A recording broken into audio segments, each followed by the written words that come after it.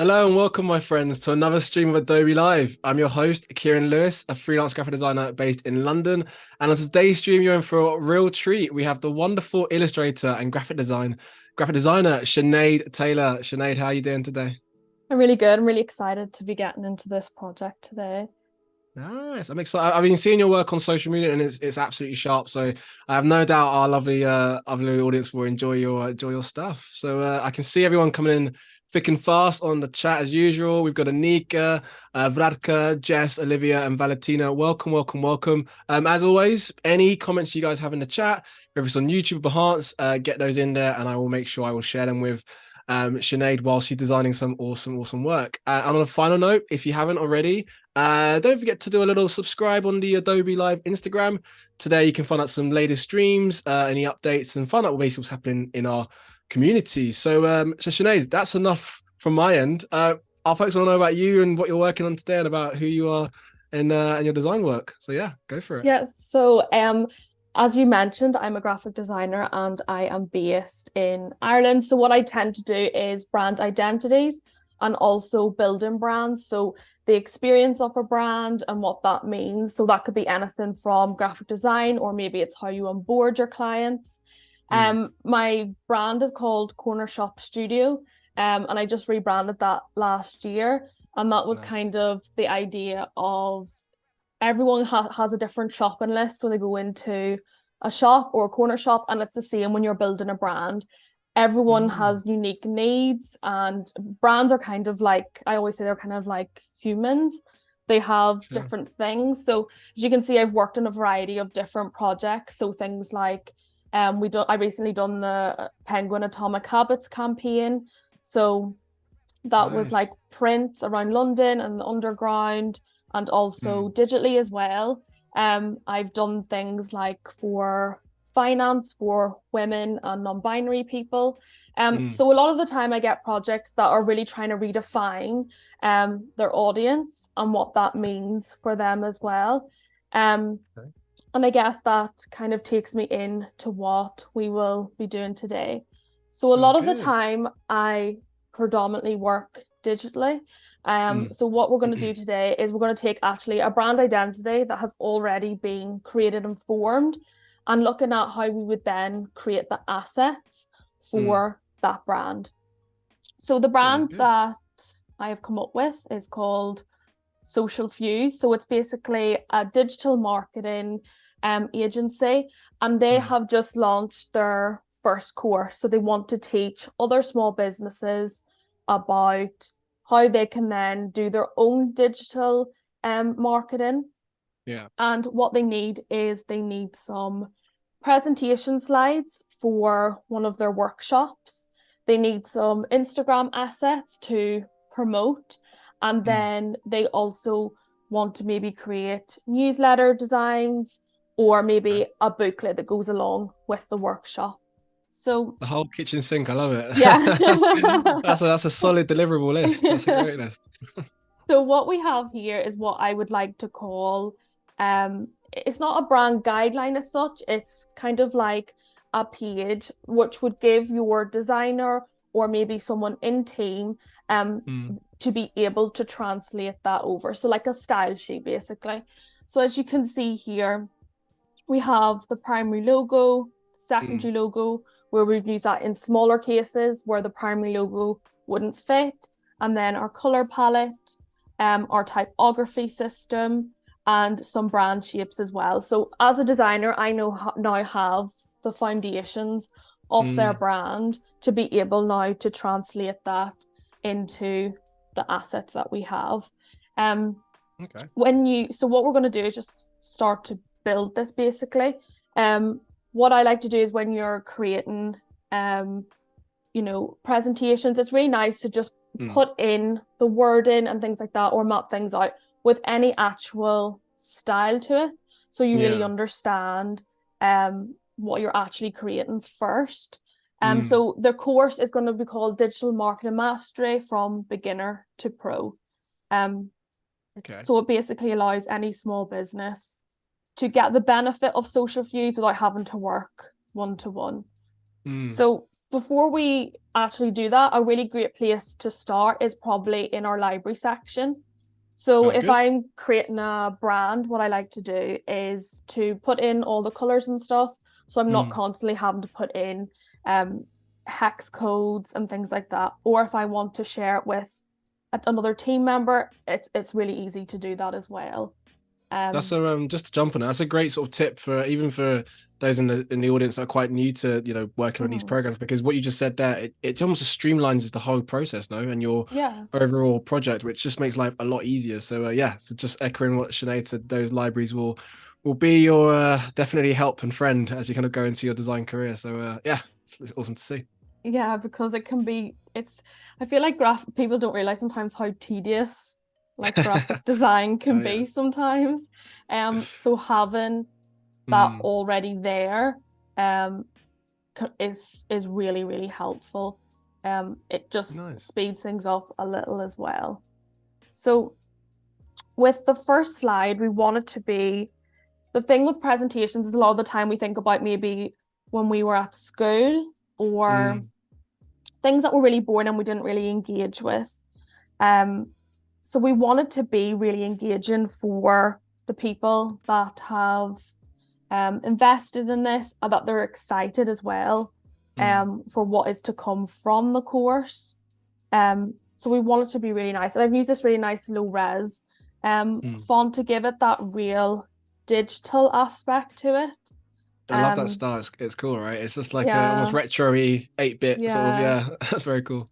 It just really helps kind of illustrate that. And when you are creating brands, it's important to think about that. How can I basically make this brand come to life as if it was a human? So if Social Fuse was a human, it's going to be really digital focused. So having those little pixelated elements to it really helps bring that to life. So it's really important.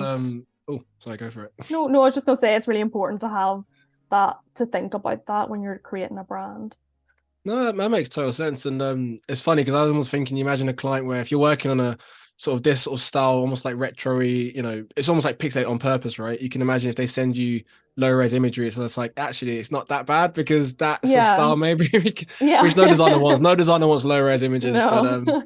But we've got a lovely comment just whilst you're in that. Some folks already are absolutely loving your design styles and seen stuff you've done online, and got a great comment here from Jess who said, love the color variety of Sinead's projects, very vibrant. These colors are very cool, like an iced coffee at the pool. I love that style. What a way to describe the work. I wouldn't mind that right about now, actually. That sounds great. And I can see folks are coming in thick and fast. So yeah, again, welcome. And as always, let us know where you're tuning in from. And obviously any questions for Sinead while she's designing, please throw those in the chat.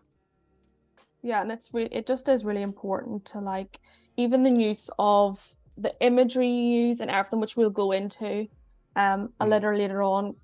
It builds your whole brand. It's not just one thing like a color or a pattern which will help that.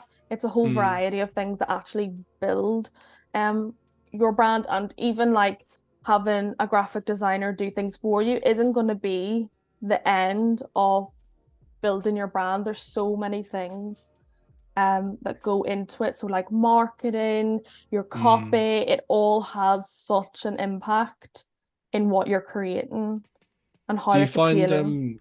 That's a great point. Do you find like sometimes with clients, or even just maybe brands you've seen before, where not that they get lazy, but I guess you made a great point about having to, I think almost be proactive, right? When you've got a brand, you can't just sort of sit on it and think within time it will just do its thing. You kind of have to be, whether it's the marketing or the PR and so forth. I mean, for any, say students or graduates or anyone even just starting out, have you got any tips that you can maybe share in terms of maybe, trying to stand out a rest from the crowd when it comes to branding and marketing? Because obviously your website and everything you do is absolutely spot on. Have you got any tips that you can share?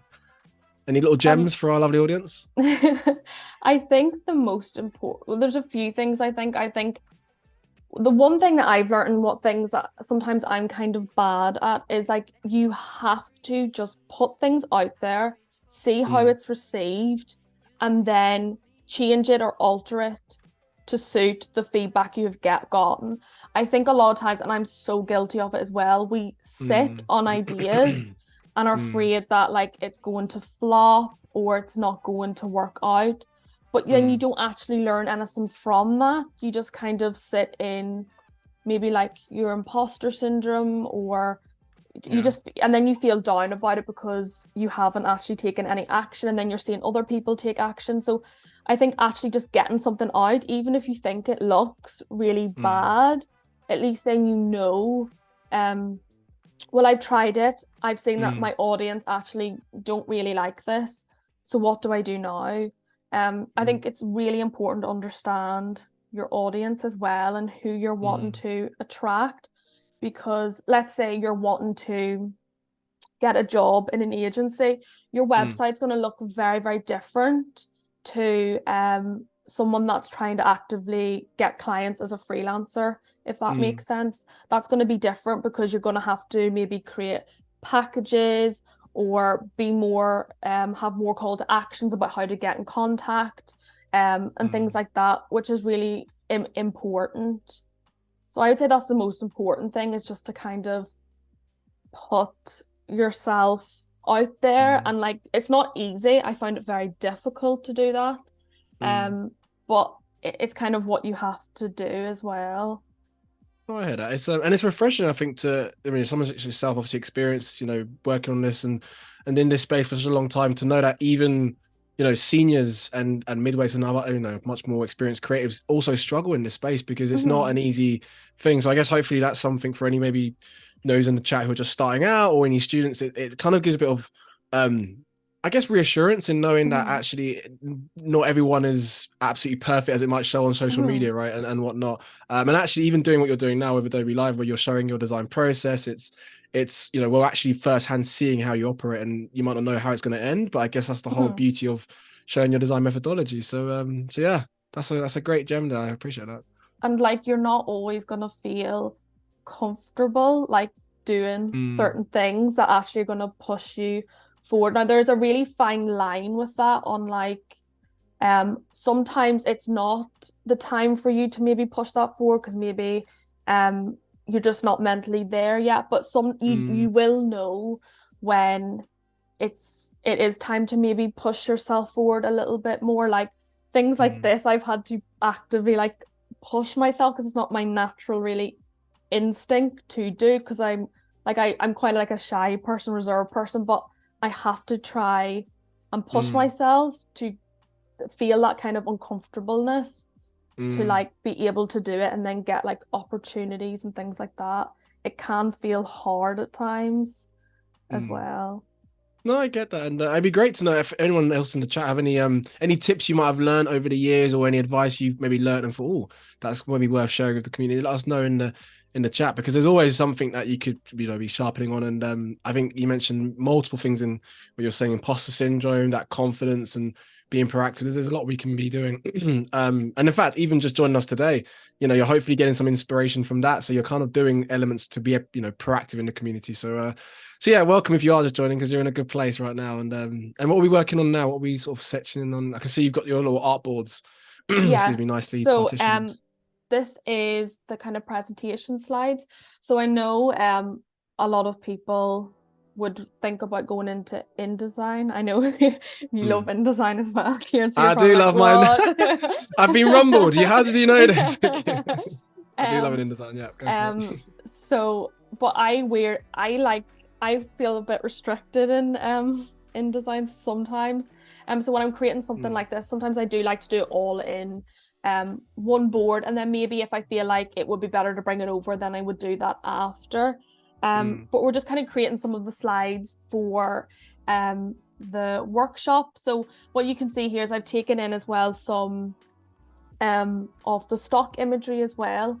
So as you can already see, if I was to remove that image, it looks a lot flatter than when the image is there. So it's all Mm. about building kind of layers to create that really nice brand style, I guess.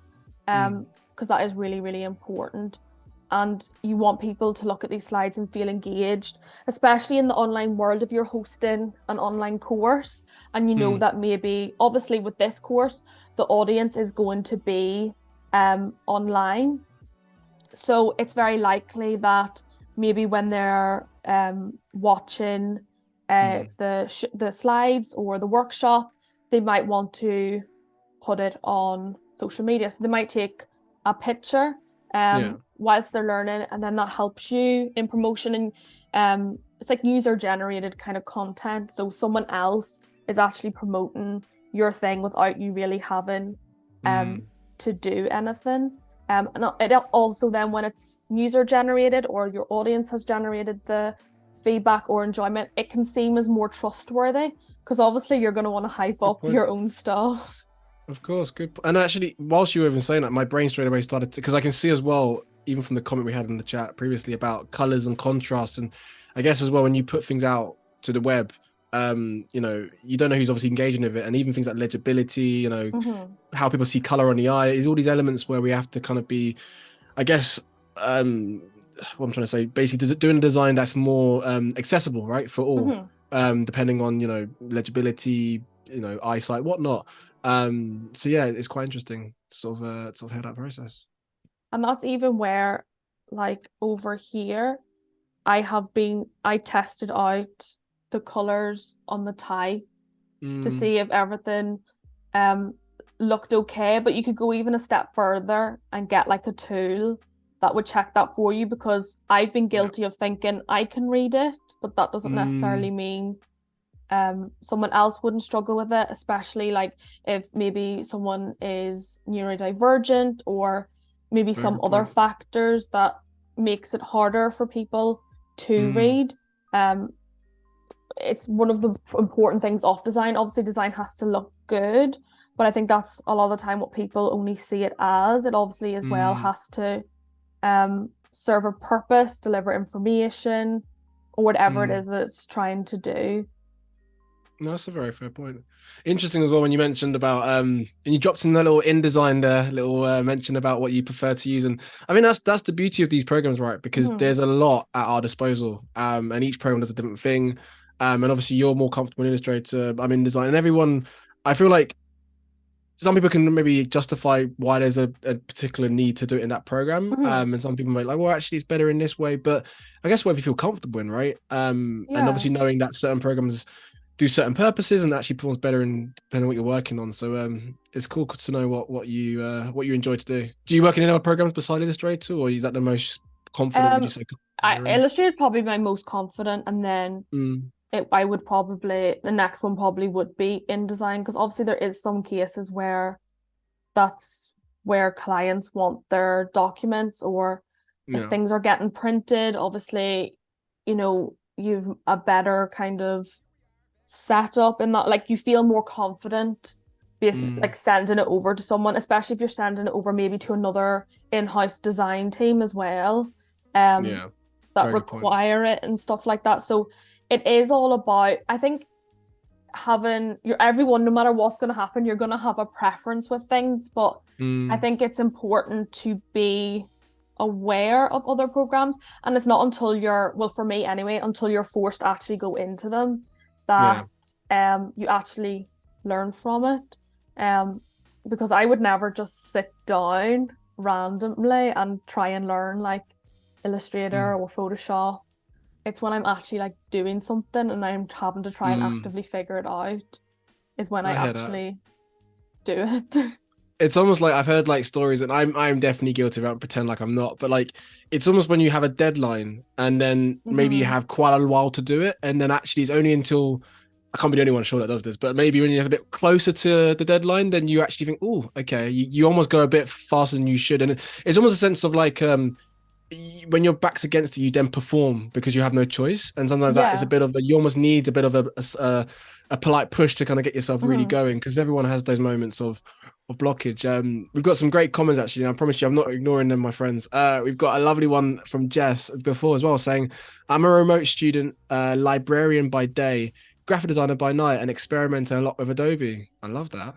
Wow, so cool. It's cool to know, like, as well, like, because again, it's not everyone is all from a design background, right? It could be a mixture of maybe as a side hustle or doing stuff as a side project. But that's great to kind of hear hear those comments. So yeah, and we've got a question for you, Sinead, from Anika, who said, what does Sinead use to check color, contrast, and legibility? I couldn't hear earlier. That's a good point. So you can if you literally just put it into Google, like a color checker for legibility, there's literally loads of different websites that will come up. And you can just put in your colors, and it will test whether it's good, and it will literally tell you whether it's good or whether it's bad. And sometimes they'll suggest alternatives. It might be that, you know, the background color is a few shades darker or things like that. Or if you want to use a lot of bright colors, what you can do is have, so like for instance in this branding, we've got bright colors, but you'll see we're only ever really using the brownie color. But if it was a darker background, then we might use the white instead. So it's kind of restricting yourself a little, so it is easier for people to be able to read that. Oh, really good. And you can see as well, obviously you're using from the foundation, as it were, on the left, your kind of palettes and kind of working in that to sort of see how they can kind of work together. Which again, I feel like for anyone who's quite new in the design space, you kind of feel like maybe how many colors are too many colors sometimes, depending on what you're working. I mean, I don't know if you do it as well, but I'm always a sucker for like tints as well. So if I struggle trying to find, say, I don't know, 4 or 5 color palettes I've got, I'm thinking, oh, what extra could I have if needed? I'll do like tints, which sometimes acts as a contrast, if you know what I mean. Yeah, sucker for a tint. It's all good. Yeah, because it's about having, when you've got a tint, it's not going crazy into loads of different palettes where then it gets complicated, because you also have to think about where is this being used, who is using it as well. And a lot of the time you do have to balance the design with who is going to be using it as well. Because there's no point having 20 colors and you're giving it to a small business owner that is brand new to even the concept of having a brand identity. More than likely that's just going to end up into a complete mess, because they're not really going to know how to use things appropriately. So it is always thinking about what does the client need, but how can I also make this look appealing and appeal to the audience as well. So it is a balancing game. Well, that's some really, really great facts, sort of tips and advice there, I think. And actually, you mentioned with clients, I've got a few questions myself, because I'm curious to know like your background. Like when you're working with clients, how do you? This is always something that gets us all, like when it comes to dealing with feedback, amends on clients. Do you find it depends on, you know, each client is obviously different, so they have their own kind of maybe way of operating. But do you have like a method or way of thinking when it comes to, say, dealing with a tricky client when it comes to amends or feedback on a piece of work, for anyone in the chat who's quite curious? So I think feedback in general for like a creative can be quite tricky. I know I find it tricky. I still do find it tricky, because it feels personal, even though you logically know that it's not. How dare you? But I think for me, the best thing is to set those boundaries. So when I have a client that is sending feedback, I restrict how they give the feedback. So when I say that, I don't mean that they can't say certain things, but I will give them maybe prompts to articulate themselves a little bit better, because we have to always remember as well that this could be their first ever time having to give feedback, and they're not doing it out of malice or anything like that. They just don't know how to give it. Because you could get feedback that's like, I don't like this, but when you're a designer, that's very difficult to then know. But I understand you don't like it, but what do I now need to do to make it into something that you would like more? So it's important I always give prompts like, why didn't you like this? Or can you pinpoint it? I also let people, maybe someone wants to send a video of them giving their feedback. Maybe some people rather type it, because like I said before, you just don't know. Maybe some people struggle with writing, so then they're not really articulating themselves freely enough. So always thinking about that as well, I think is really important.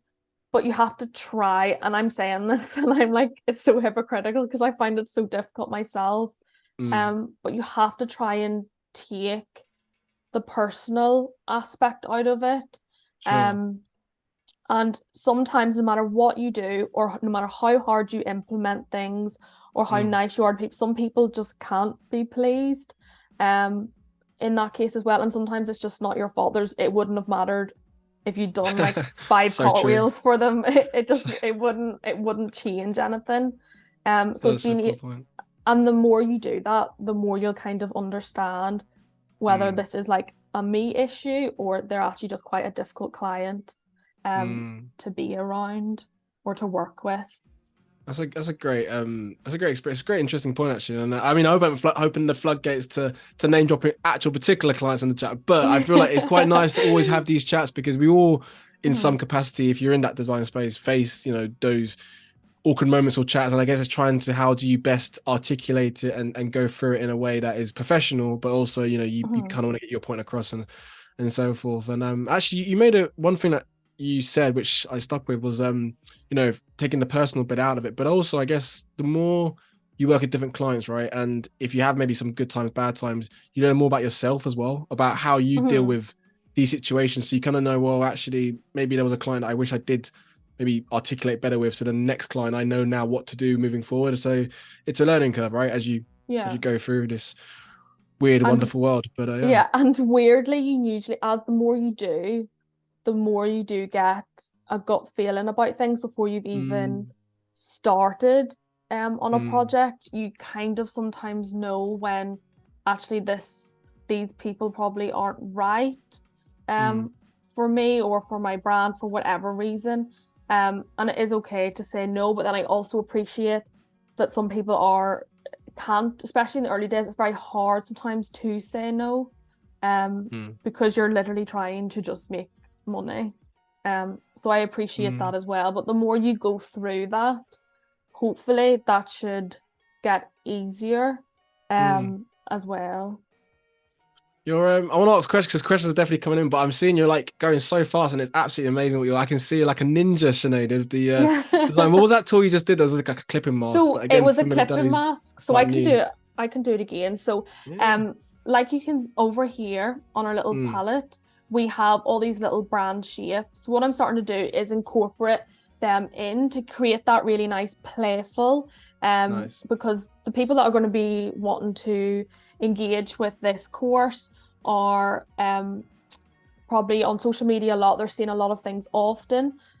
So what I've just done is I just have an image, and we've got our brand shape, which I've stretched out a little. Just place the shape on top of the image, and then I just make sure that both the shape and the image are highlighted, and then I just click make clipping mask there. So it's a really nice way of showing your imagery in a different kind of way, in a more interesting. And then if you have this brand on a website and they're using these shapes, you're constantly like building up the strength of the brand identity to the point that hopefully eventually people be like, see that shape, have no context, and know that it's probably your brand. That's like the sweet spot, right? Where when you create that brand, and then over time, it's almost like you can simplify it, or even maybe take sections off of it, but enough that folks still actually get the vibe and the essence. And I mean, do you have all this talk of like branding, and do you have like a favorite brand? I feel like I've got to throw it out there, like that you think, oh, I absolutely adore. I know that's a big question. Like, what's your favorite color, right? And actually, for anyone, whilst you're figuring it out, anyone in the chat as well, any favorite brands, get us in the chat, and I'll share that with Sinead as well. But yeah, have you got any ideas? So hard. Well, obviously, like an obvious one, which probably everyone would say, would be Nike. I feel like that's everyone. Really? Okay, yeah. Interesting. I think they're like they've got a Nike yoga on Instagram, and the stuff that they have is it's just so nice. And what I really like about Nike is they create like little facets of the bigger brand, if that makes sense, like subcultures kind of, which I think is really interesting. I love their adverts. Like I'm one of those Yeah, they people are that pretty would just sharp. I'm one of those people that would literally just sit on YouTube and watch all these like advert. I You're in a love safe space. it. No, you're in a safe And, space for that. and then I show someone else and they're like, what? They don't appreciate. Just when you mention advert, I mean, I'm definitely that guy that I go to the cinema and I go early for trailers, but even adverts because I feel like they're specially designed for the bigger screen and I want to geek out now. But yeah, I know what you mean with the subculture brand and there's like the way they operate and actually many brands as well. It'd be great to know in the chat what brands you like, but it's when they start to create things and it's just like it instantly attracts like what you like, but also the mass of people as well, right? Because of who they are and what they're about. That's quite And interesting. I wasn't expecting to say Nike, actually. I don't know oh why. I mean, really? it could have been anything. I mean, I don't know, but interesting. It's just like, yeah, everyone's got their own kind of And favorite brand. even they done an advert um called A Londoner or something, and it was so cool. Like it had like loads of like celebrities that were from London. It just really Okay. demonstrated it just I don't know, even the music they used. I think they're really good at touching on all sensory points, so it visually looks good, and then you go into a store and actually feel the clothing, and then the music as well. But like there's just loads of I feel like there's loads of brands I just can't even See, there's me thinking in a name. If you name Adobe, maybe as I'm joking. That's a bit cringe on my part, but no, it's cool to. I mean, these are the kind of questions that you're in this space, you love what you do, and it's just taking inspiration from what other brands and try and feed into your own practice. That's the sweet spot, right? Okay, interesting. Yeah, it is. There is so many things, and I could literally, if you ask for that next week, it could be a completely different It's gonna change. answer. And like with your, obviously, I can see you've got like mockups there as well. Do you, Mhm. a particular sites? You obviously you've got many sites out there and Adobe stock and whatnot. Do you have like a favorite go-to place for your mockups or type of Um, fonts that you download? it completely depends for me on the brand, but some really good Hmm. ones is like Mockup Mason, Okay. Bendito Mockup, I think that's how you say it. Bendito. I haven't heard of that one. That Yeah, sounds great. there's loads of really nice, kind of like really small, Mm, um, kind of people obviously have set it up, and I actually find them to be the best. And there's loads of them on like Instagram, and sometimes I just come across them, um, but they nice. have some really nice ones. I like really nice, like quite realistic, but have Mm, something kind of. It looks a bit different to like your classic ones that you might see like all the time. And obviously there's free ones as well. Like if you just search mm, free mockups, Yellow Images, I think it's called, is a really great one if you work a lot on products. They basically have interesting. mockups for everything. So like if you need Nice. like a corkscrew bottle or a pumped bottle, like you literally can get everything and just put your Nice. stuff onto it. That's what I think the beauty of and again even like things like Behance if you're actually viewing on Behance as well, it's cool because you get to see. I mean, a lot of folks sometimes have those projects and at the bottom you're actually able to download maybe assets that Mhm. you can use and you can credit them and whatnot. I think that's the whole key, right, of actually sharing what you kind of going back to what you said at the beginning of our stream about sharing your work, putting your work out there, being able to share work, but also people can share and actually use it as well. And Mhm. that's the kind of beauty of getting it out there. So I echo all those brands, and actually, I can see we've got a few those names coming up in the chat as well. So you're not alone with knowing those brands for sure. It's And a it's nice community, but yeah, and it's I feel like mock-ups are so important for when you're presenting to a client as well. Because definitely. a client, if you just send, for example, like that to a client, Mm, yes, they can visualize it, but only to a point, I feel like. They need context, they need to be able to actually visualize it in real life, real context, to actually fall in love with it and be like, yes. And sometimes you find people will say yes to maybe the initial draft that you have done. And then the minute you start mocking up, they're like, actually, I'm not sure about that shape or things mm, like that. So that's why I think it is so important to do it. mm. It's a tricky one, isn't it? Because again, I always feel like with designers, we especially if you're even freelance as well, not necessarily freelance, but you know, from our perspective of kind of talking on the freelance basis, it's tricky because as a designer, like you send work over to the client, depending on, you know, who's looking at it, they're not necessarily from a design background sometimes. Mm-hmm. So Mm-hmm. you're having to not strip away the design jargon, but there's certain ways where they might not look at it in the same way you do. And when you see things in mockups and things in actually in situ, it just gets their brain seeing it Mm-hmm. visually, you know, active in that space. So, and I know we do a lot of the streams and we do Adobe Lives, and we always talk about the mockups because I feel like that is a real selling point for a lot of designers. Let us know in the chat if you had to, if you kind of relied on the old mockups or two, and it's kind of saved your bacon when it comes to sending to clients. We always like to know experiences, but yeah, mockups are So our friends for sure. yeah. So what you can see here, what I have done is I have created some of the slides for the workshop presentation that the owner of Social Fuse would go through when they're hosting the workshop. But now what kind of would be the thing of bringing forward would be the promoting of the course or workshop. And obviously, whether you like it or hate it, Instagram and social media does have a great impact on things like that.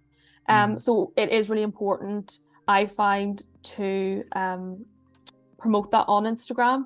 So kind of the next stage would be focusing on how are we going to promote this on Instagram at a smaller scale, but still being able to kind of articulate what we're going to be showcasing in the course as well, while still being on brand. Nice.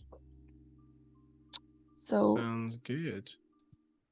just a normal square for Instagram sized, and then just trying to take in some of that brand imagery that we had. And then I also feel if you can't afford a photographer or have the accessibility to do that, but you still want to incorporate imagery, stock imagery is a great way to do that.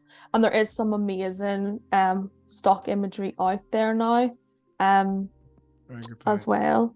And a great way to like trying to find good stock imagery that will suit your brand.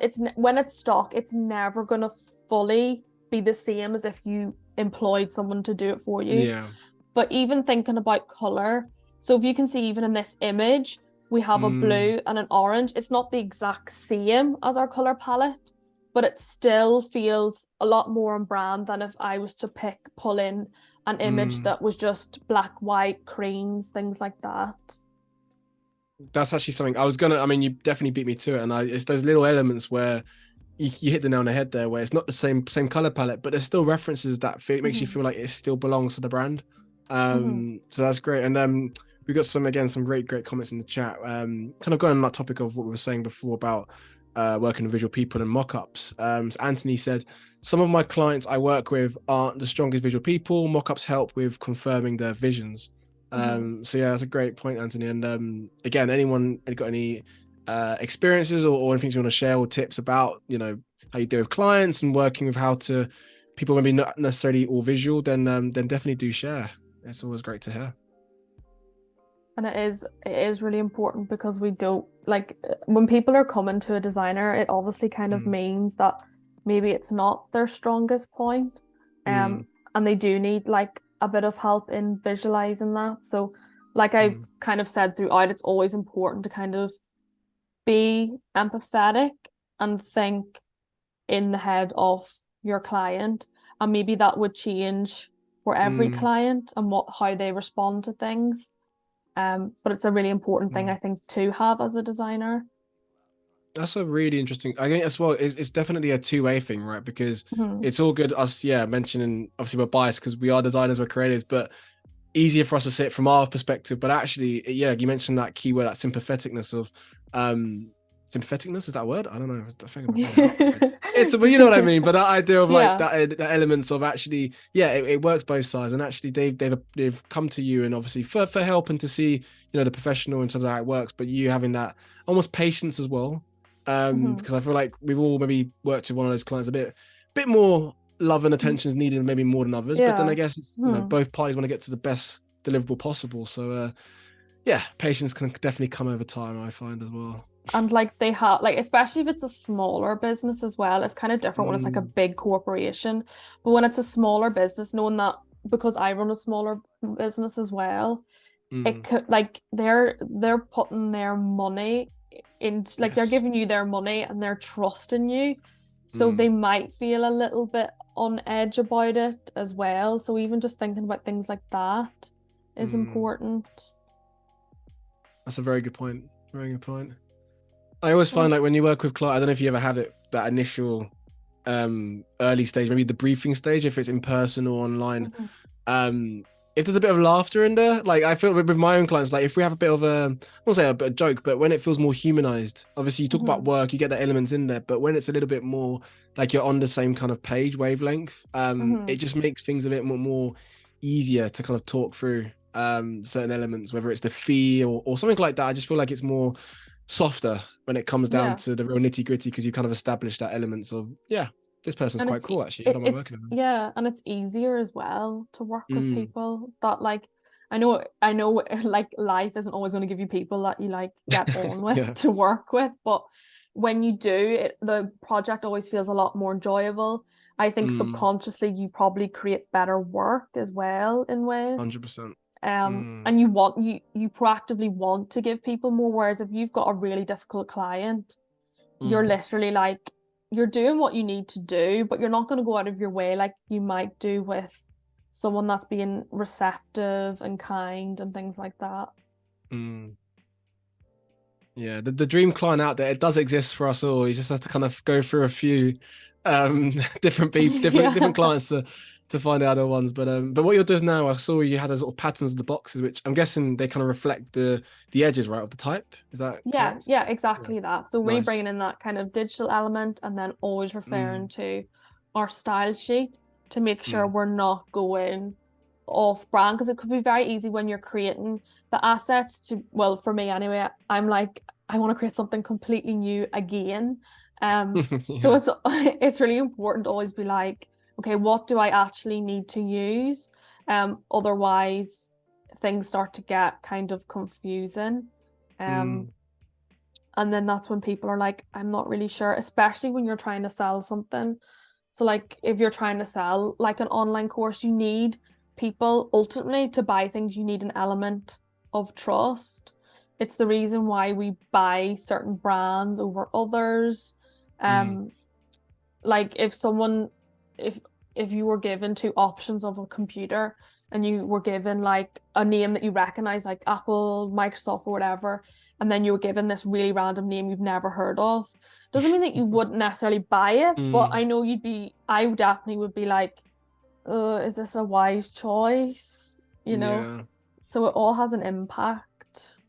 It's interesting that element as well of like, I don't know if it makes sense even saying this, but like the idea when it's the mass, you feel more comfortable in that space. Hmm. And it's funny because I went to a concert without going way off pizza, and I remember seeing, when everyone has their phones out and it's like really dark, and you Hmm. see, I just saw like a wave of I forgot what it was on the iPhone, but it's so obvious it's an iPhone basically, and you see a Hmm. wave of, which is fine. Obviously, I mean I have an iPhone, but I think it's just the element of going what you were saying about when the public feel more comfortable in a particular brand or their elements. It's Hmm. like whether it aligns with their values or actually it's the fact that because a lot of people have it, then it must be good. Do you know what I mean? There's Hmm. loads of different ways of how we kind of dabble into that. But just on that, actually, I pray a nice time to mention because about coming to nearly an hour mark actually in the stream. So if you have just joined us, you're in a very good space right now. You're with the wonderful illustrator and designer Sinead Taylor, and she's creating some marketing assets and a branded collateral for an online workshop for fictional brand via Illustrator. So if you have just joined us, welcome. Any comments you want to share with Sinead, whether it's about her design background, the color palette she's used, anything, I'm sure Sinead will be happy to answer it while she's in her design flow. So yeah. And another thing which I'm doing here, which I really like doing, is just using imagery as background. So you don't always have to use like a solid color Mm, as your background because it gives a nice little bit, if you think about it on the feed, um, it helps with just seeing something kind of different, mm, exciting the audience as well. Also, being like, oh, if this is what this looks like when I go into the actual course, mm, this is going to make me want it even more. But obviously when you do have something like an image as the background, it's always important that you can still read whatever is on top, essentially. Very true.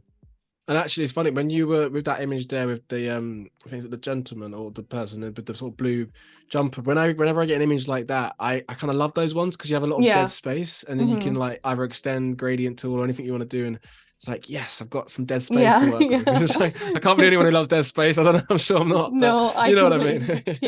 And most images are so hard to get that, especially if you want to put something on top of it. So even this, for sure. I'm just putting like a little brown outline on it just to kind of help it come out a little further. It was looking a little bit flat, and that can just help it. It's really subtle, but when you compare it to it without it, it can really help. I think that's one thing I noticed when I was before I knew I was gonna, when I knew I'd be hosting you, I was super excited, and I went on your Instagram and saw, and I know your with your branding, it's so distinctive, like it stands out so much. And on that topic of like, you know, being creative and standing out, like when you get a creative block, I'm always curious to know how creators kind of work around that. Like, what's kind of your go-to move? You're in a space and you're like, it's just not coming today. Do you have any sort of tips or advice that you can share with audience? This is probably like an annoying thing to say, especially when you've got like a deadline, but I think really, for me anyway, the only thing that actually really works is just to abandon it. Like often I would sit there, but I would then find myself actually being like to myself, I'm not actually doing anything, but I'm sitting here, so it's making me feel like I'm doing something. But when you're just staring at something for ages, you can't see it. It's like if you stared at a painting for every single day, you're probably not going to see it with a fresh perspective, as if you've just seen the like painting for the first time ever, if that makes sense. Yeah, definitely. So I think going away can kind of recreate that a little bit. Otherwise, you actually end up wasting more time than by thinking you're doing something than actually just taking some steps away. And I would just say do something completely different to what it is you're working on. So if you work on a laptop a lot, maybe that means coming off your laptop and watching something really random on like TV, or maybe it's going for a walk, or maybe it's like listening to something. Like sometimes I find like podcasts or like conversations that other people are having can be helpful. As well, what I used to like to do, like if I felt unmotivated to do something, sometimes I would put on like an Adobe Live, and I'm not even just saying that. But... I love that. There we go. But we love you at Adobe Live, Sinead. I know what you mean. Like having someone that is also working, I don't know why, it makes me feel like I'm kind of like, I don't know, like doing it too. I can't explain it, but I heard that. it can give you like, it helps me anyway, give me that bit of motivation. But it's just whatever works for you, because I'm saying this, but you could try that and be like, that does not work for me. So it's just about finding what works for you. But I think just stepping away never doesn't work either. I always think it's kind of a feel-safe thing to do. It's that sweet spot, isn't it? Of just you hit the nail on the head. It depends on, also depends on the actual time frame as well. If you're, you've got a deadline for tomorrow, pressing the ejection button on your seat and blasting somewhere else, it's not ideal because it's for tomorrow. But when you, I guess that's the beauty of being freelance, where you might have a bit of time sometimes. We never really do, but sometimes we do. And then it's taking that element to have a step away from the screen, or doing something where your brain just needs to recalculate, right? Or recalibrate, I should say. It'd be great to know as well in the chat, when you have a creative block yourselves, what do you lovely folks do out there as well? Because everyone's got their own way of operating. And actually, when you mentioned about having the Adobe Live on, and this is not plugging it, but it's funny enough because there's obviously a time difference sometimes as well, depending on which live you watch. So if it's like, say, 2 a.m, I mean, who's up at 2 a.m? Sometimes we are, but if you're up at 2 a.m working, right, and probably, I mean, you could watch it Netflix or whatever, but you know, if you go on like an Adobe Live, watch one in the US, there's probably ones going on. So it's like, you know, you can have it in the background. So it feels like you said, you're not the only one working. You're kind of like working with other people actively, even if it's just there. So yeah, actually also in the chat questions, let us know in the creative block, but also let us know how you're actually viewing us now. And if you're watching us literally whilst doing work, then literally we're discussing this right now. So perfect. So let us know in the chat. We would love to hear it. No, it really does. I find it really does help. And I'm one of those really weird people that I like working when everyone else isn't working, because it feels like there's not the same amount of pressure of like, oh my God, I'm gonna go and there's gonna be like 50 emails. I just know that it's all gonna be like, no one's gonna be in, well, I hope no one's gonna be like email me or asking for things, and I can just kind of do what I want and know that it just feels more peaceful. I can't explain it. No, I get it. Sinead, are you working during Christmas, Sinead? I hope not. I feel like when everyone's at home having turkey or whatever you eat, it doesn't have to be that, of course. But I don't know. Are you, again, because I totally get what you mean. Like, you feel like you won't really get bothered in that space. Well, depends on time difference of clients. But sometimes you might find that it's all good. That's funny. Okay. I know, it's so weird. It's like if there's a bank holiday, I'm like, this is the day that I feel motivated to work. But like a normal day, I'm like, I don't want to do this. It's so weird. Like swap a Monday morning for like a Friday night any day. That's a thing. And that's how cool we are. Yeah, there we go. And we've actually got Richard, who's echoed what you said about the working with a bit of a live background. He said, yeah, me too. I put on Adobe Live in the background when I'm doing some work as well. So we're not alone. We're not the only ones. That's it's always refreshing to hear. Thanks for that comment, Richard. It really does. I don't know what it is about it. There's probably some, if there was a study done on it, it probably makes sense. But like, make the study, Sinead. We'll do it together. We'll conduct it all around Ireland and London. And actually, on the topic of location, because am I right in saying you're based in Ireland? Is that where you are now? Yeah. Okay. Nice. Yeah. Did you like study? What's your background? It came to like educate, or did you self-taught, or did you uni, college? What's your background? So I did study in uni. I think if I was to do it again, I don't know if I necessarily would go down that particular route. But at the same time, I really enjoyed my actual like social aspect of uni. But keep it clean. I'm joking. But and I think it does help in ways. But it obviously as well depends on what like course you do and things like that. And then I obviously had COVID as well, which made things a bit different too. But I studied it. I don't think it doesn't take away that if you have studied, it doesn't take away from your achievement or anything like that. But it's definitely not closed off. I don't want people to ever think I can only do this if I have studied it, because I come across loads of designers that are self-taught and they're like amazing. Like they're so good at what they do. It is just about because it was something like graphic design or illustration or creative. I think a lot of the time you actually just, like I mentioned earlier, you get better by actually doing it or practicing it. So that's where it's real life experience is what actually helps it, I think, rather than, you know, sitting in a class and learning about like writing essays and stuff. And I understand like why that is important maybe for your foundation part of it. But at the same time, like I personally don't ever remember an essay I wrote. So, but I remember something that I've learned on an actual job. So no, it's interesting sorry, go for it. No, I'm just saying, like, I don't think it's like if it's something you don't feel like you want to do, I don't think you need to do it at all. That's the thing. I mean, that's the beauty with why we have Adobe Lives. It's for anyone, regardless of what level you are or what background or and so forth. You can kind of come in and watch, but actually you hit the nail on the head, because not necessarily uni for everyone or education. It's sometimes that self-taught can just be as valued as well. So it's always interesting to hear. That's why I asked you that question, because it's always interesting to hear when we have our lovely guests on, their background, how do they kind of learn these programs, and hopefully it inspires someone in the chat. And we've got a great comment from Stefan on the topic of talking about freelance and kind of finding your feet and working in-house.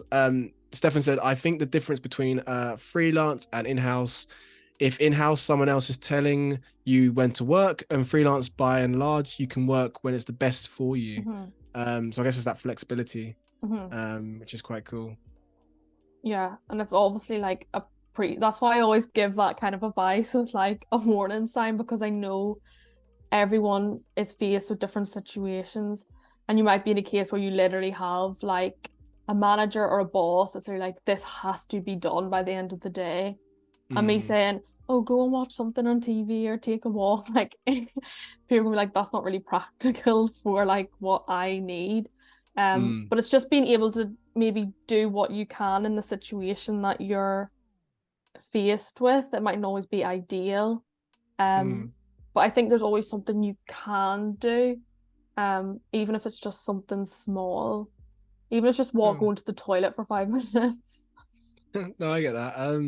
Okay, so so I can see obviously there's been a few things kind of happening as we I've been tapping on a few things. Can you talk us through like maybe our design process, what we've been, because but it's looking absolutely sharp right now, but it's always nice to know what are we working with. So we're just right now what I'm creating is kind of really embodying that brand, so really creating that strong foundational piece of the brand for social, so kind of translating it for things like Instagram, and then just kind of peppering in things about the course so that the whole feed isn't taken over by just selling this course, but we're also trying to build the community aspect of it as well, because if you build a strong community online, you're going to naturally just get more people that are willing to maybe invest in things that you bring out, or are more likely to trust and listen to what you have to say about things as well, which is really important, because a lot of the time we are just taught, or there's a lot of talk about how to sell this, or how do I make this amount of money, and I think sometimes we actually forget about the bit before. I think it's probably because of social media, and like when you go on to like apps and people are like, quit your job tomorrow and you could be like doing this. So people kind of expect things maybe a bit more subconsciously, more like instantly. But building that foundational piece is really, I find it like I get a lot of reward from it. And it is from like connecting with your audience, or talking to them, or asking what they want to see more of. Things like that, I think, can really help. And by trying to maybe give them maybe some free advice. So Social Fuse might create like a carousel post on one tip that you could do today, which will boost your Facebook ad or something like that, which just gives people a little freebie kind of, or nugget of information. And then if that works well from them, they're like, this is how successful it was when I got some free piece of information from them. Imagine what it'd be like if I could actually work with them, or pay to do a course, or things like that. Nice. You're gonna have to make this actually a real thing now, because it's everyone's absolutely loving. Everyone's actually, I can see the comments are absolutely all very positive about what they're seeing. But yeah, it's looking cool, and it's interesting as well. Like with the branding that you're doing and the sort of style. I mean, the beauty obviously with Illustrator, when you're doing the artboards, you can duplicate quite quickly. So it's almost like a carousel. With each of the segments that you're working with. Yeah, it's quite cool to see. Yeah, I think that's why I love Illustrator so much, because it is all just there, and you can just duplicate things, and it's like you just can draw shapes freely, and I think that can really InDesign's not that bad, Sinead, don't worry, it's not that. Everyone's got their favorites. There's no judgment here, I promise. It's all good. It's all good. But yeah, it's just, as you said, it's just whatever I guess you like cling to a bit more, what you probably have to use more as well. You can sometimes be forced to end up loving a platform as well. So what I'm just doing. Sorry, go ahead. No, I was literally going to ask you what you're doing in that corner, but you beat me to it, so go for it. Take the floor.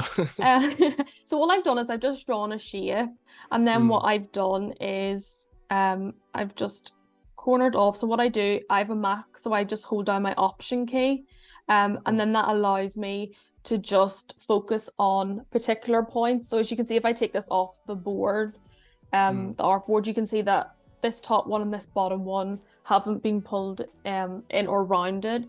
So it creates a different kind of shape. It's always about exciting, and especially when there's so many things out there, you don't want everything to look completely the same. You want it to be like, if you imagine like if you've got a sibling, you might look like your sibling, but you're not going to be like identical, unless maybe like you're a twin or something. Identical twin. I was waiting for that. Yeah, but I know what you mean. It's about having things that look alike, but maybe aren't necessarily all the exact same. Just to create that little bit of, like I said before, it's really subconsciously pushing that brand to make it more recognizable, and that it's, it can be trusted, but also still being creative with it as well, because there is so much competition out there. So what I'm actually going to do is I'm going to blur this slightly. So I just go up to Effect and Blur and Gaussian blur. I don't know if I've said that right. No, it's okay. Each their own. It's got Gaussian. Yeah, depends where you're from, right? I guess it's the twang of it. Yeah, and I just when I see words, I'm like, oh, I don't know. It's not colors. I'm the same. Don't worry. So I'll do it again. So for the next one, so you could just apply it again if you want it to be the exact same as what you've done on the previous shape, or you can go in and do it custom. So obviously, if you brought it all the way up there, it really blurs it out, and then you could have it really, really minor that it just kind of frays the edges.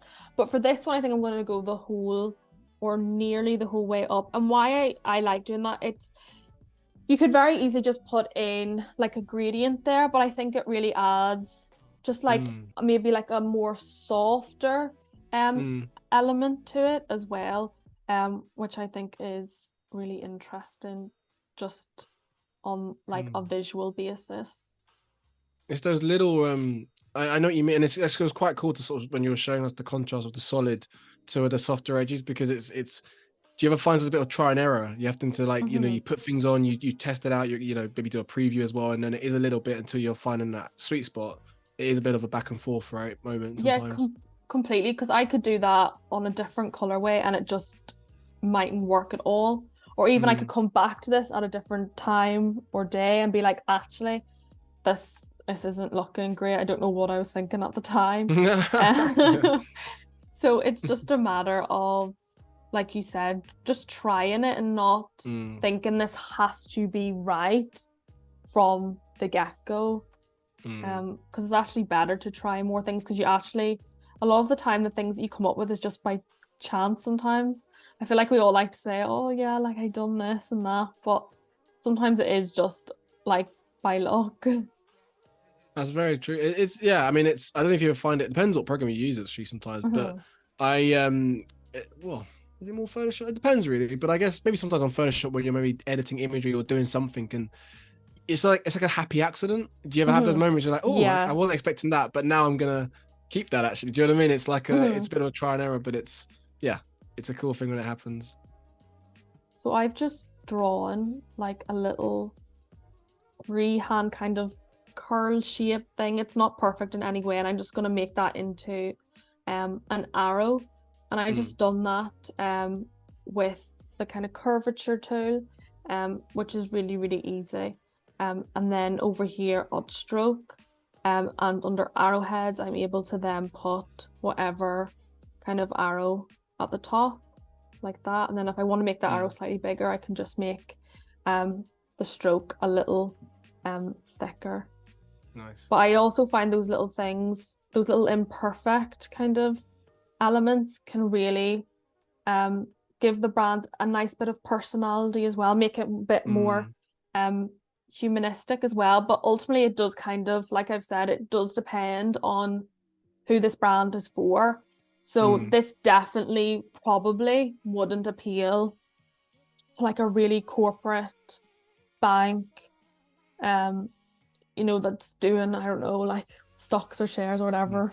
That would be a very cool bank though. I'm just saying, can you imagine, like, this would be like my mortgage? I would like, dude, this is pretty good. It stands out from the rest, but I know what you mean. I get what you mean. It's the tone of voice as well, and even typography the typeface that you use.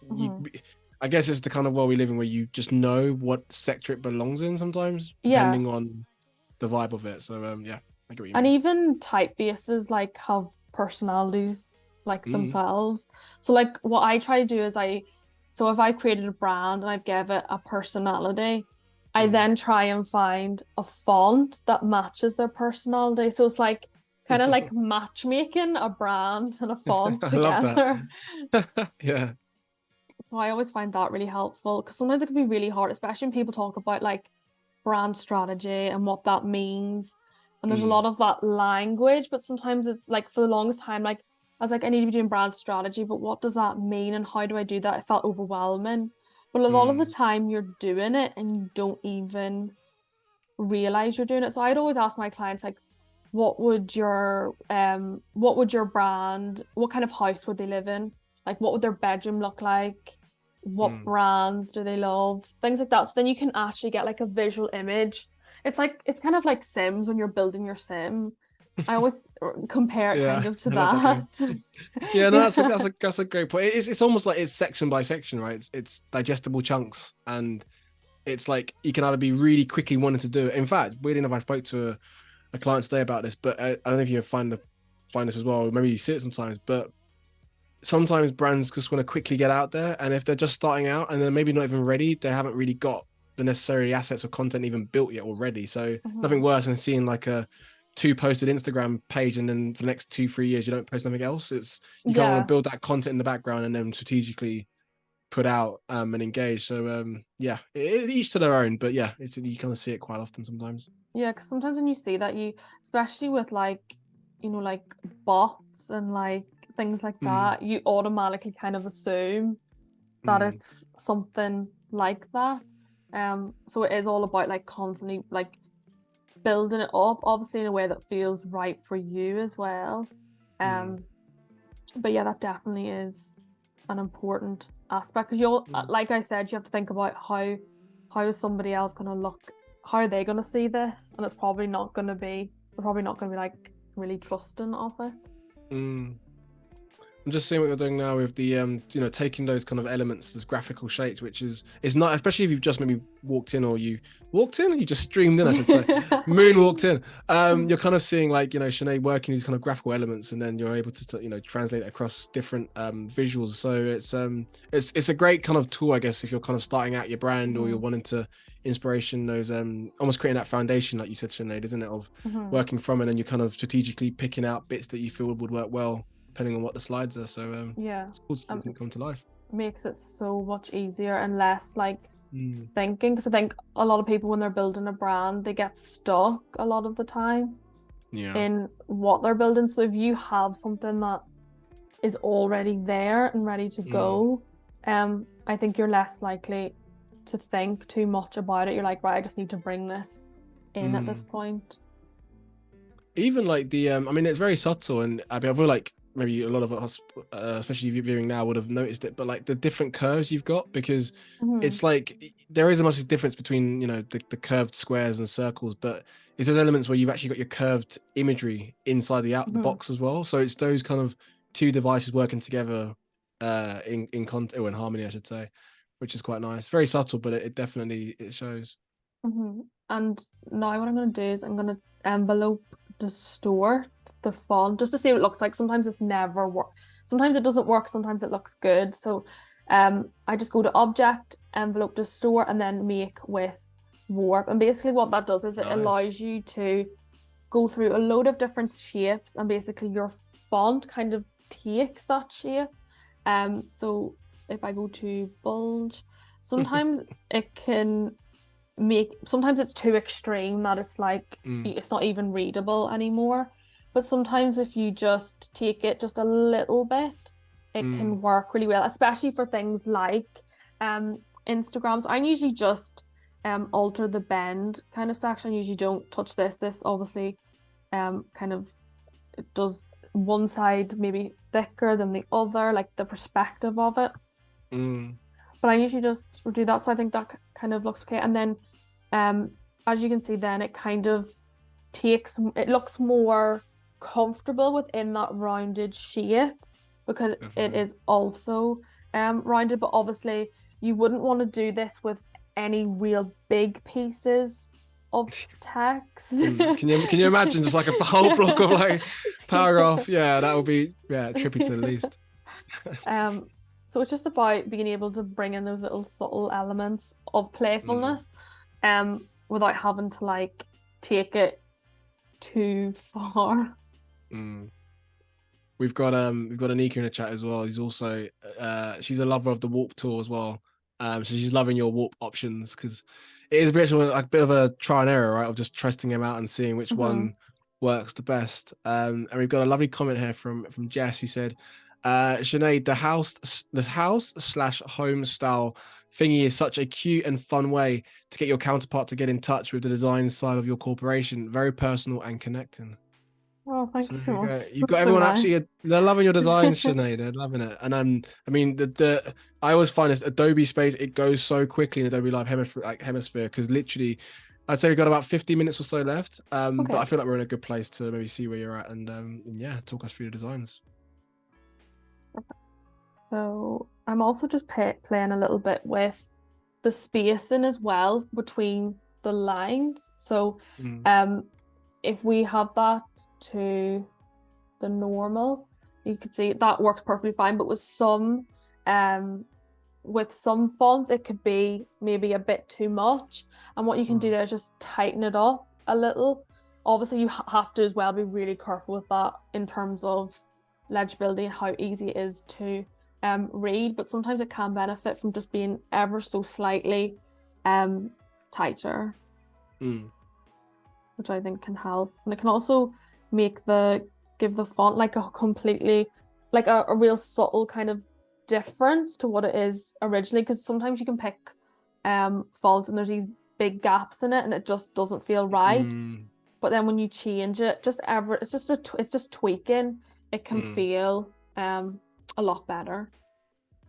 It's interesting when fonts kind of have those elements of like it does that, like almost like a default setting, and you can sometimes tweak it, and I hate to use the word cheating it, but you can almost edit it in a way that you're changing the kerning or just doing things, because even on the eye you can just tell, you know, as humans, what else would we be? But generally as humans, we're looking at it and thinking that doesn't look 100% right, even if you just type that sentence in without any spaces. Sometimes you have to just maybe cheat the kerning a bit. So yeah, it's always a tricky one. Yeah, completely.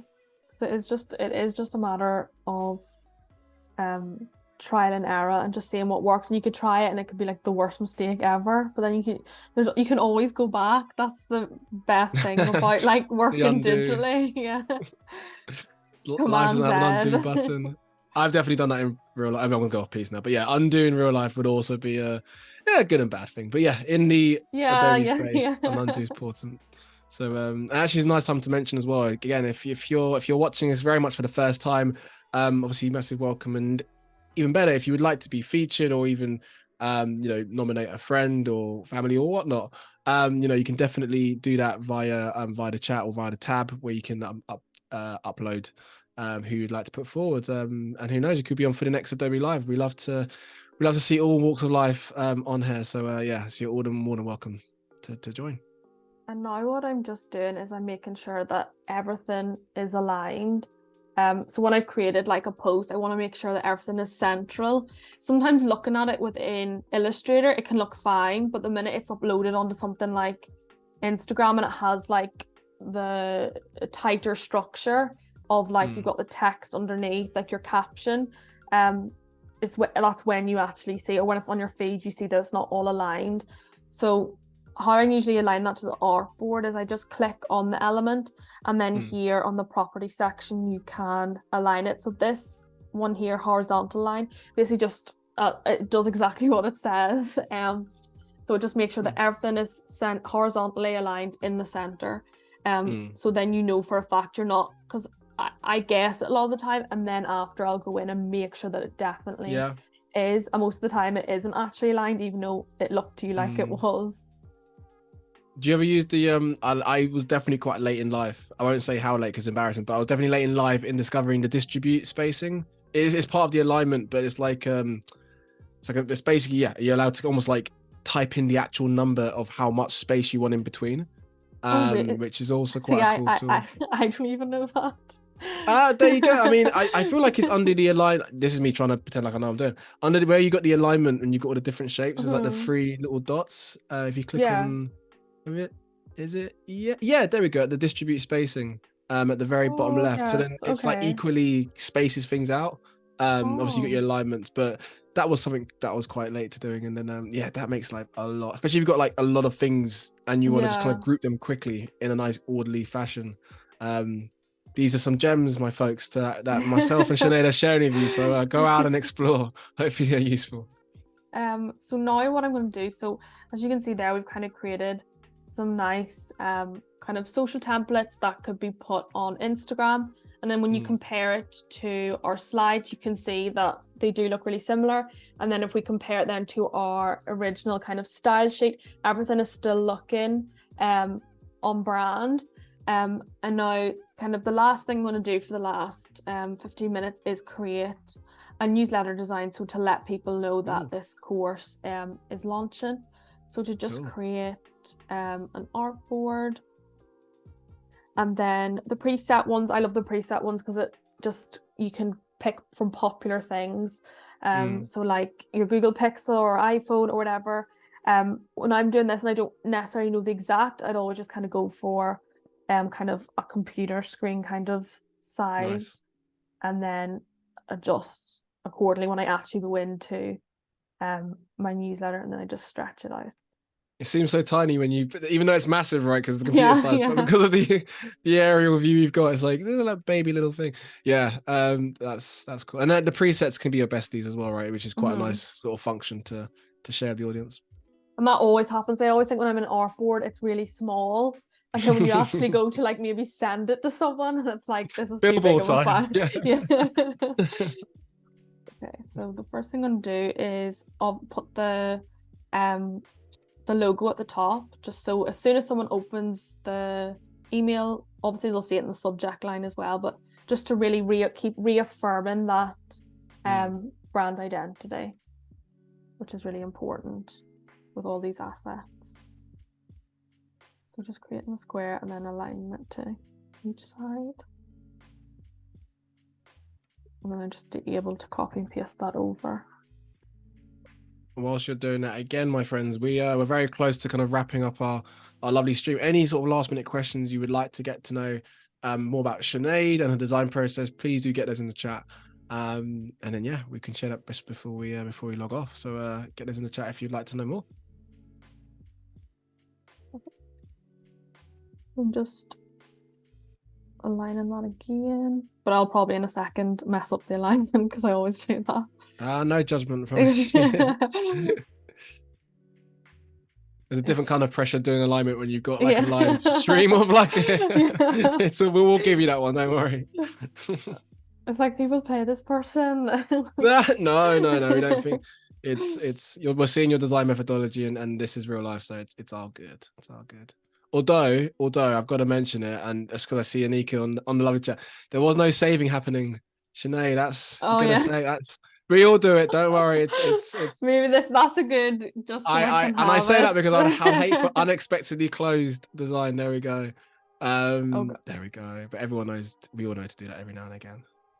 So apart from me, obviously. To be fair, do you know what I can imagine? I wouldn't want the whole stream to go in the last minute and then boom. It's just like, no, we've got to see this beautiful work in its fruition and saved. There we go. I'll leave you to it. Do your thing. Perfect. So I'm just going to create another clipping mask just so we have a section of the image rather than the whole thing going down, because remember, newsletters for some people can be quite annoying, especially if they get a lot of emails. So they want to see things pretty quickly and they don't want to have to scroll through a whole image before they actually see the information, basically. So again, we're just pressing clip and mask. And it's always important just to have the shape that you want it to take to be on top of your image. like this. And I think what I might actually do is just create a tiny little blue line here, maybe, or maybe orange. Let me see what works better. Funny, I like the blue because I guess it's the biggest Yeah, part the blue, of yeah. like happening on that image is the jumper, no? Kind of Um, jacket. yeah, and the reason why I just put that in was Mm. because you can kind of see here when I pull it up. It's not that it doesn't work, but it's dark on a Mm. pretty dark background.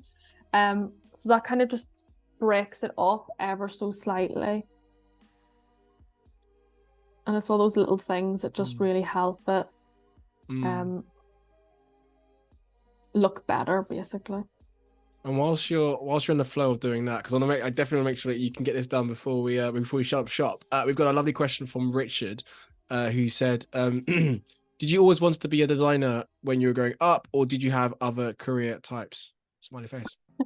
I was one of those people that had like a different thing that they wanted to do like every week. I didn't even know graphic design was a thing. I didn't even have a word for it. I I went to uni and done photography. So I was always creative. Um, but it was never something that was like particularly maybe encouraged in like school and stuff. So there wasn't Mm. really that exploration of, oh, there's, you can do this or things like that. This is probably, I would not advise this, but I was done a year of photography and the graphic design course was on the same floor as photography. And I didn't like the photography, so I was like, I'll go and do that instead. But Yes. I didn't actually really know what that involved. And Yeah. I done a combined course, so it was graphic design and illustration. Mm. Um, and I would have always been more on the illustration side than like the graphic design side. But when we went into second year, you had to pick which one you wanted to do until you Mm. qualified, basically. Mm. And I actually just went down the graphic design route because I actually ended up liking it Nice. more than the other one. But no, everything, like the most random things. I want to be a hairdresser for ages. Um, I think I literally wanted to be I can't even think of the word, but the people that do like postmortems, even though like Wow, dark. that Okay, I is wasn't expecting that. Okay, fair. Each to their own. Each to that is we not need that like in the world. We need that. I don't know where that came from because I know that I would probably just get really freaked out doing that. I'd get scared, but Mm. I don't know where I got that idea out of, but yeah, there was so many things, just really random things. I think most of the time I didn't Mm. know what I wanted to do, to be honest. I think that's what it was about. Right, I feel like I can echo everyone in the chat when I say like we're glad that you're in the design role because it's beautiful. Not because you want to be good at doing the postmortem, of course, but also because you're a great designer and it's nice to sort of see your design flow. And actually, just to keep track of time because time goes ridiculously fast. We're at that point nearly where we maybe should do like a little roundup of what we've Okay. done. So Hmm. and then of course we can how our folks can maybe find out about you if you want to show like a last minute social media plug as Hmm. well. So yeah, maybe a little recap for today. Yeah. So we've designed some marketing assets for a fake brand called Social Fuse. They're a digital marketing brand. And basically we took their brand style sheet and was able to translate that into some slides for their upcoming digital marketing mastery course. We then translated that into some Instagram templates. So it's basically being able to show how you can take a brand identity from different formats, from the slides to your Instagram templates, and then finally Mm. what that would also look like on a newsletter as well, Mm. and how we have incorporated the brand shapes and also the importance of imagery and Mm. lines and loads of different layered elements to basically make a brand ownable, trustworthy, and ultimately able to get you clients or people on your workshops or courses. Nice. And it's cool to sort of see as a final thing as well with the the letter, the different I guess orientation sizes and how you can Mhm. actually work across the different visuals. And I feel like we need another hour with you, Sinead, to sort of see how this would have found out, because that's the thing when it's a balance, right? The talking of Mhm. the from the chat, but also the design. But you've done an amazing job. And it's probably perhaps, how can our lovely folks know a bit about follow up with you, and Mhm. maybe anything in social media? Is that how can we get to know more about you? So I'm mostly on Instagram, and that's at Corner Shop Studio. It's one word.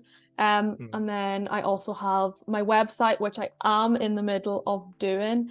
And it's cornershopstudio.co, all one Hmm. word as well. But they're kind of the two main things that I'm focusing on at the moment. Okay. And then obviously I've got some new packages and things like that coming out really soon. Nice. So what's your space? Yeah, is that what? Yeah. I like that. I like that. I like that. And I can see as well in the chat we've got Anika who's put your Behance link as well. So I have no doubt our lovely folks will follow up with you. Mhm.